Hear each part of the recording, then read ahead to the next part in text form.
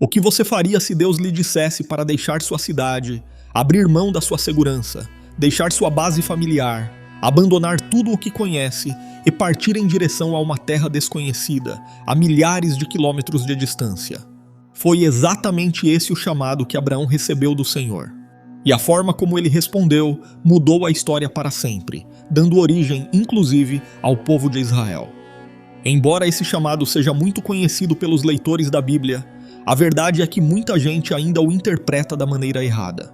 Mas neste vídeo, você vai descobrir o verdadeiro significado do chamado de Abraão e conhecer os detalhes que passam despercebidos pela maioria das pessoas. O chamado de Abraão está registrado no capítulo 12 do livro de Gênesis, mas o restante da escritura, em várias ocasiões, destaca a importância e as implicações desse chamado. Porém, existe certa confusão sobre o momento em que Deus chamou Abraão, e este é o primeiro erro que as pessoas cometem. Muita gente pensa que o chamado de Abraão ocorreu na cidade de Harã. Isso porque o texto bíblico fala de Abraão saindo de Harã em obediência ao que o Senhor lhe havia dito. Essa confusão é compreensível por um motivo simples. Gênesis 12 aparece logo depois do relato do final de Gênesis 11, que narra a parada da família de Abraão em Harã até a morte de seu pai, Terá. Então, lendo rapidamente, muitos concluem que Deus falou ali com o patriarca. É possível que Deus tenha falado uma segunda vez com Abraão em Harã, mas o primeiro chamado certamente ocorreu na cidade de Ur. Se Deus tivesse chamado Abraão somente em Harã após a morte de Terá, não faria sentido a ordem para que ele saísse da sua terra, da sua parentela e da casa de seu pai. Inclusive, o mesmo livro de Gênesis, no capítulo 15, diz muito claramente que Deus tirou Abraão de Ur dos Caldeus para fazê-lo herdar uma nova terra.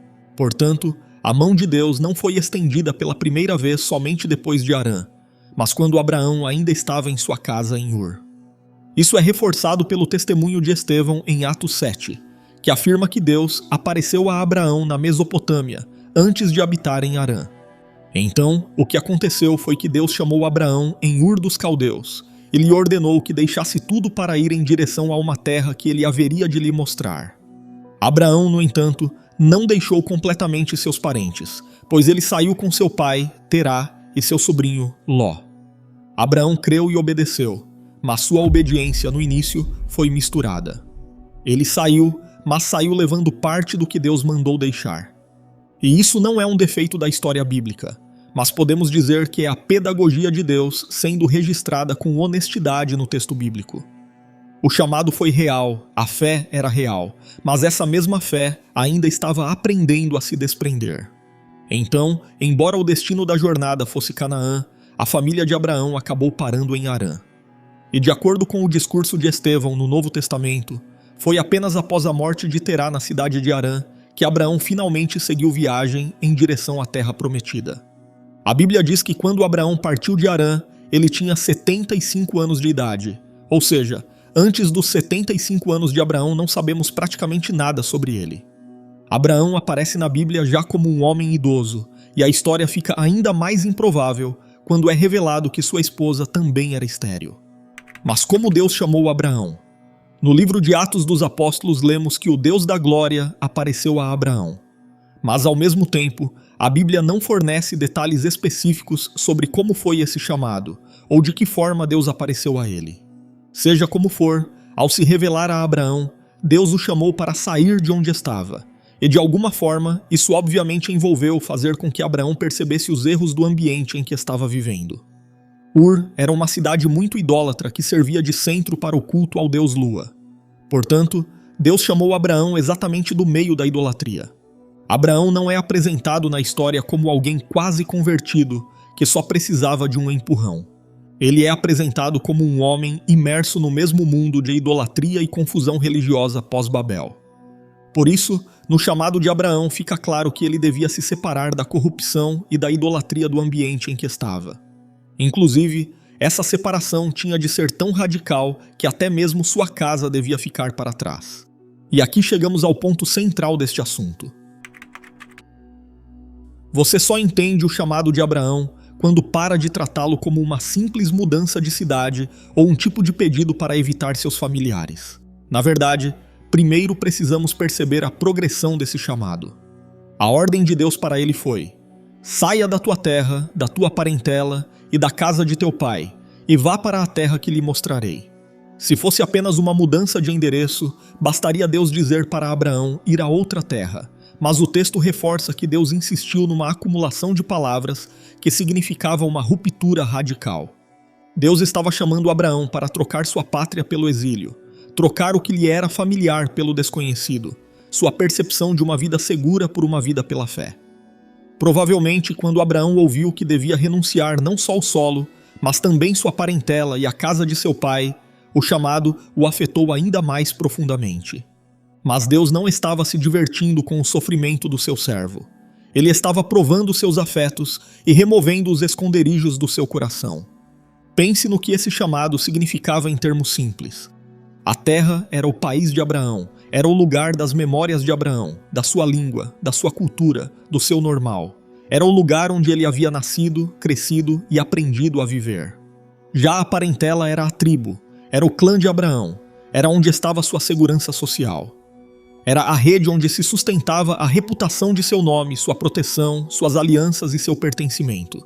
Finalmente, a casa do pai era o núcleo mais íntimo da identidade e da autoridade de Abraão. Era o seu teto no mundo antigo, era sua segurança imediata, sua herança, a base do seu futuro, do seu domínio e de sua influência. Por isso, esse ponto tem menos a ver com distância e mais com autoridade. A ordem para Abraão deixar a casa do seu pai carregava um sentido que não era meramente geográfico.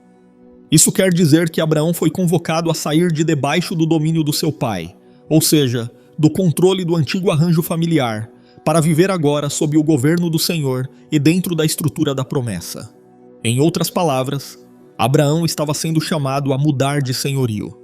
Então, o chamado de Deus para Abraão era muito mais do que um simples mude-se de lugar ou troque de endereço. Era como se Deus estivesse dizendo basicamente o seguinte: Abraão, eu não estou apenas te guiando para uma terra que você ainda não viu. Eu estou te tirando do teu velho mundo para que eu seja o teu mundo. Assim, o chamado de Abraão é uma dramatização histórica do princípio que aparece em toda a Escritura. Deus salva, Deus separa, Deus consagra. É também por isso que essa progressão é tão precisa. E note como isso confronta a leitura simplificada do chamado de Abraão.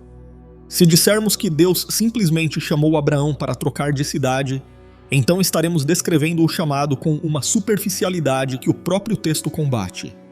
Mas no chamado divino, Deus estava desmontando, camada por camada, as seguranças da carne, para que Abraão aprendesse uma coisa: que a fé não é apenas ir, a fé é principalmente depender.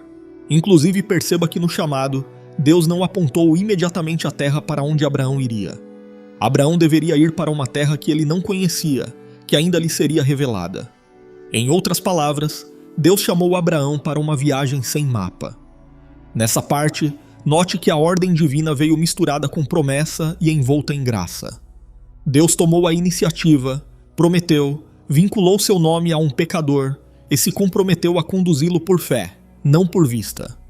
O foco do chamado estava no guia, não no destino, e isso tinha um propósito teológico claro: transferir a confiança de Abraão de um lugar geográfico para a pessoa de Deus. Deus estava exigindo que Abraão dependesse de sua revelação e direção passo a passo. A fé verdadeira demonstrada aqui não é baseada em ter todas as respostas ou em ver a linha de chegada desde o início, mas sim na confiança absoluta no caráter de quem fez a promessa. De fato, Abraão estava sendo chamado da idolatria para a adoração verdadeira, da autonomia para a obediência, da velha identidade em seu clã, em sua casa, para uma nova identidade na aliança divina. Estava sendo chamado do mundo antigo para um novo mundo construído pela promessa. E se você observar o restante do relato bíblico, verá que Abraão respondeu justamente como um homem que estava aprendendo a viver assim.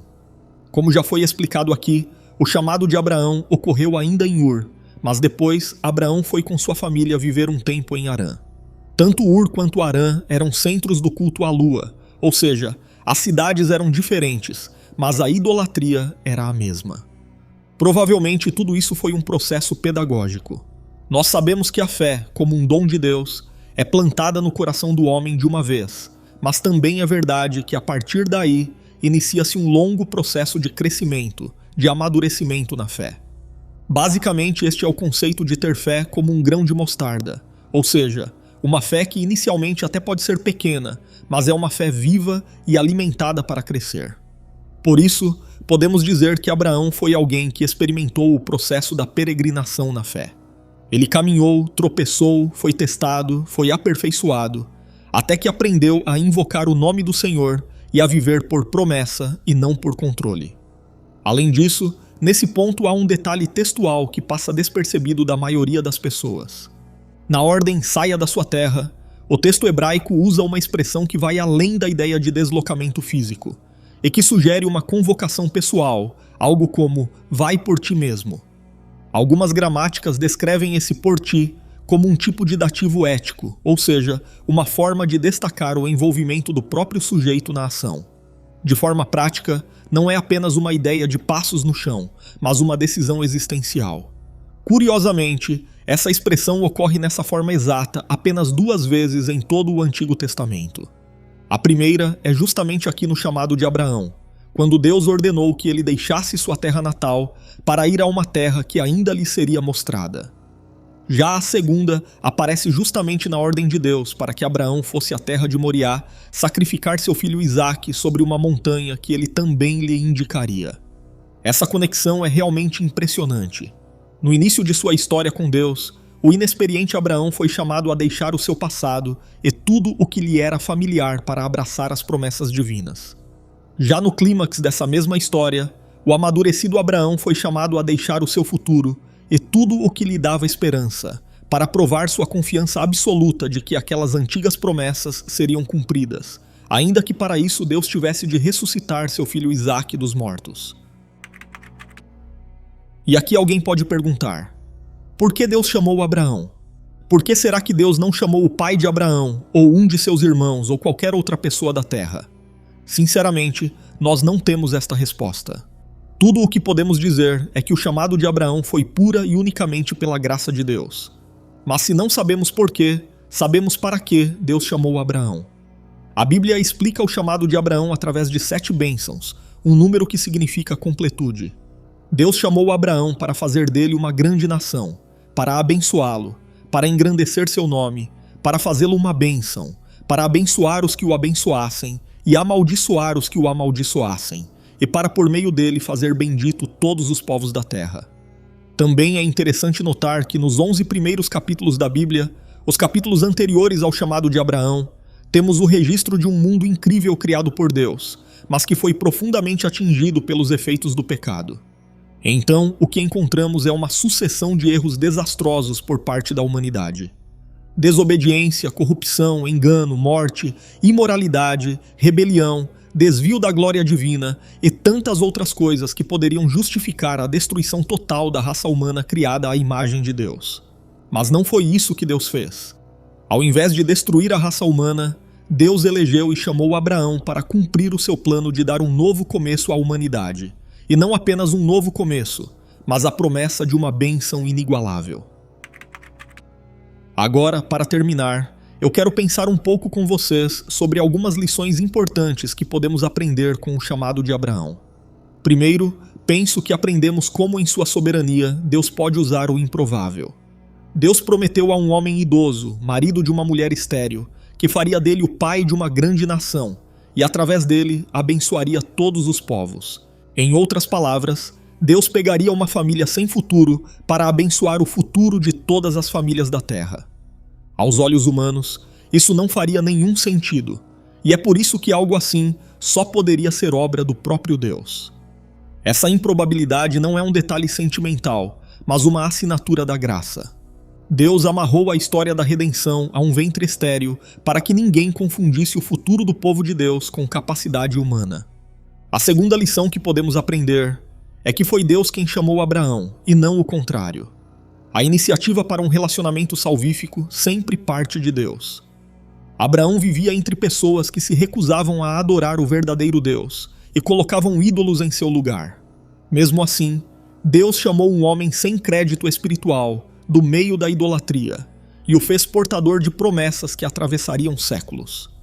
Na aliança da graça, Deus é o primeiro a tomar a iniciativa e a se revelar como Pai gracioso, estabelecendo relação com pecadores por meio de sua revelação especial.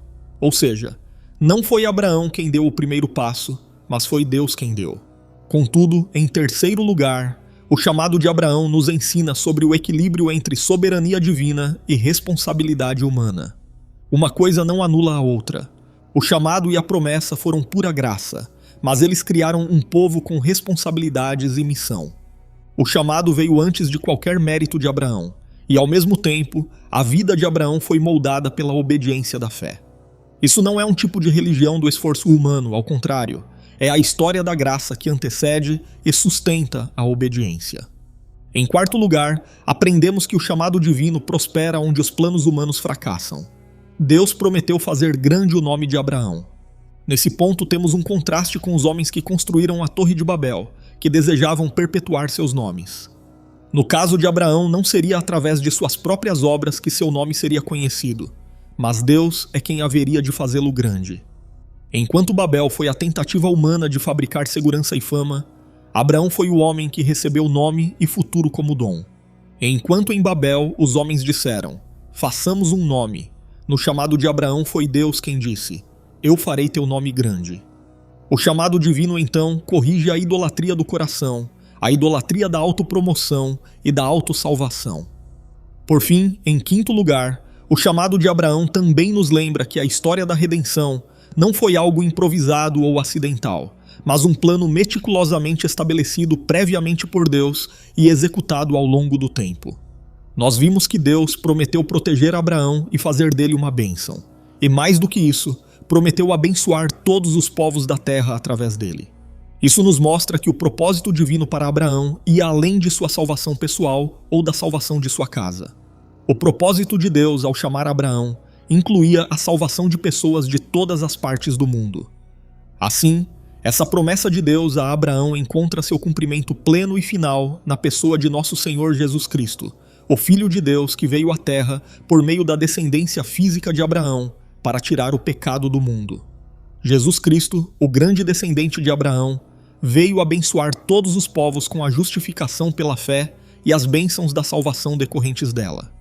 Isso, inclusive, fez de Abraão muito mais do que apenas o pai sanguíneo do Israel étnico, mas também o pai espiritual de todos aqueles que creem em Jesus Cristo e formam o povo de Deus.